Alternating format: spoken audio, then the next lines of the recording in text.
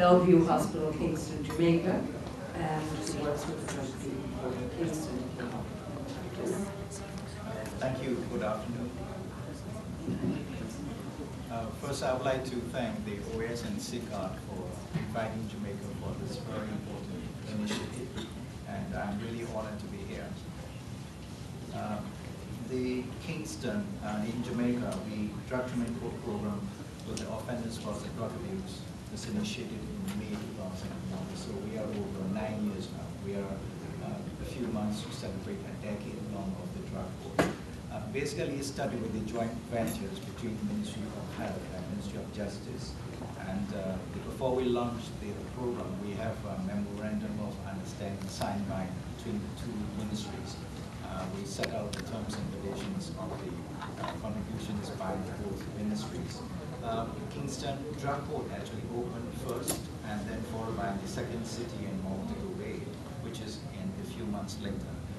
Even though we opened it, we kick off the drug training program first in 2001. Actually, the actual training basically started after we opened the drug court, and we are honored to have the team headed by the Honorable Justice Mr. Bentley, and Jamaica really appreciate for your contribution for our nation building, and we really appreciate for your team effort. So we learned a lot by the training, and then after that we started the program. Before the program, we have a legislation, and what essential need here is the legislation, which is basically a policy framework, and which is the Act. The Act we have is 1999, and following after in 2001 we have the procedures, which is a regulation. Basically, regulation dictate the treatment providers what we should be doing, and how long the program should be running, and what are the requirements for the eligibility, as well as for the graduation requirement, and how frequent the urine testing should be done. Those are the essential components. Basically, we're running 3 phases, and phase 1, phase 2, and phase 3, and all the offenders are required to complete at least 6 months for release free. And after that, based on the requirement and other the achievement they gain during the period, now we decide when to be graduated. Usually, for those who are very compliant, they need very clean or straight 6 months, they graduated after 6 months. So far, the program has been evaluated twice, which is in 2002 and 2005. During the evaluation, what we look at is that the expression of the physical facilities, because when we started it, we don't have a proper building, a proper the physical structures. We have to use one of the health centers, and one of the sections of the general hospital in Montego Bay, we have second site. So therefore, in the evaluation phase, now we need to look at those physical structures and the resources, basically equipment we use. And we also look at the judicial aspect and the criminal process also, and budgetary aspect, and many practical challenges we are facing. Basically, we did, based on what is needs to be done, more of the situation and need analysis that's based on our framework of evaluation, rather than, if you look at the international media, you're going to see the process evaluation, outcome evaluation, and cost benefit. So we are yet to be done in terms of that systematic way, because I'm glad to be here this morning watching the DC Nov, and also ask about the recidivism rate, and which is something that we are really interested in, and that we have here about we're yet to be done for that recidivism rate, or the follow-up outcomes and budgetary aspect also.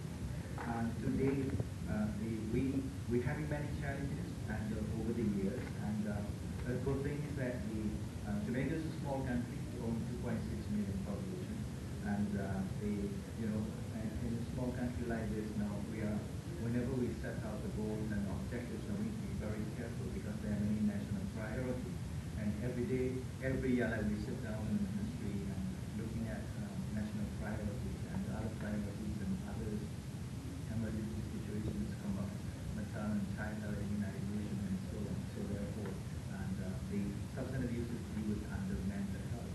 We have a strategic plan and so on. So we have to balance between the priorities and the substance abuse program. So So therefore, the challenges has been the changing staff over the year and the lack of ongoing cross-training and the inter-agency cooperation and the coordination. Now, on the positive aspect, even though we have numerous challenges, and while we maintain services of the two sides, Kingston and Monterey, what the Jamaica is the first in the Caribbean countries, English-speaking Caribbean countries, to launch this drug court program. And over up to 9 years time now, we have admitted over 500 offenders. We actually, as it's a diversion program, so therefore we have diverted 500 offenders. Otherwise, they should be incarcerated through the criminal, through the justice judicial system to our human asylum. Out of that, now over 200, close to 300 the offenders have graduated. So in terms of, if you're talking about the graduation rates, now we are between 20 to 30 or slightly over 30, which is quite, I believe, despite numerous challenges, which is quite internationally quite competitive rate we're having. And a good thing also is that we, through all these years now, we managed to form a community support group, which is the called AFA-FOSA, Association of Friends and Families of Substance Abusers, and which is affiliated with the South Florida Bay International Group. So we have a lot of assistance from this organization. They do fundraising and they link up with other agencies and so on. And they deal with this ancillary services because one of the big area we had is that the previous speakers have mentioned about the housing and other services and so on. We couldn't provide those things. So in terms of so whenever we want to do that kind of provisions, like we have to do a creative way, basically network building and also the other agency cooperation and other supporting contributions from the NGOs. So that's how we have to do that.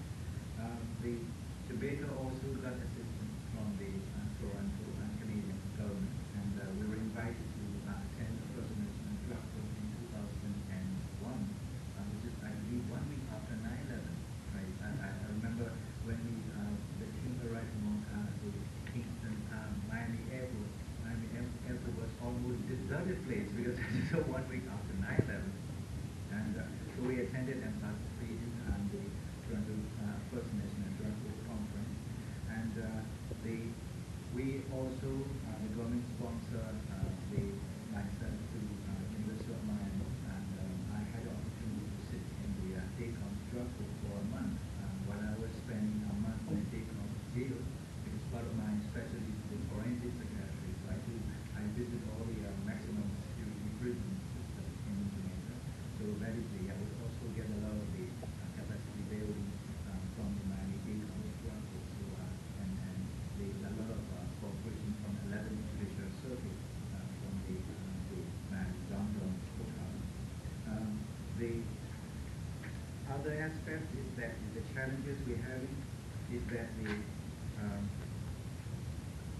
the way forward in the meantime for our vision for Jamaica is that the drug court actually is only one of the three models. I think somebody mentioned that the holistic approach, I'm a psychiatrist, so therefore we need to talk about biopsychosocial model. And for Jamaica, we extended to biopsychosocial cultural model, because there's a cultural import of the use of marijuana or ganja in Jamaica, which is quite high.